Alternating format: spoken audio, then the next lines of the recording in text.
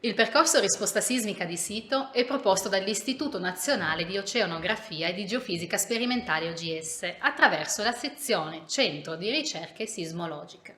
L'OGS è un ente pubblico di ricerca nazionale e internazionale e la sezione CRS effettua il monitoraggio e l'allerta sismica dell'Italia nord-orientale. Si occupa quindi delle sequenze sismiche, di sismologia applicata alla riduzione del rischio sismico, della stima dello scuotimento del suolo e dell'interazione tra suolo e struttura.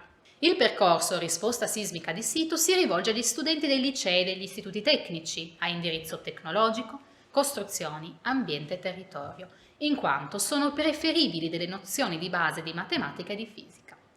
Ha una durata flessibile fino a un totale di 80 ore e si svolgerà a Udine, proposto nei mesi di gennaio, febbraio, maggio, luglio, agosto, ottobre e novembre. Gli studenti potranno acquisire e sviluppare competenze professionali di progettazione edilizia e indagine geologica, svolgendo attività che vanno dall'acquisizione e elaborazione dei dati geofisici all'utilizzo di strumenti applicativi specifici per l'elaborazione, l'archiviazione e l'analisi dei dati, fino all'interpretazione dei risultati ottenuti. Il dettaglio del percorso è disponibile nella scheda informativa.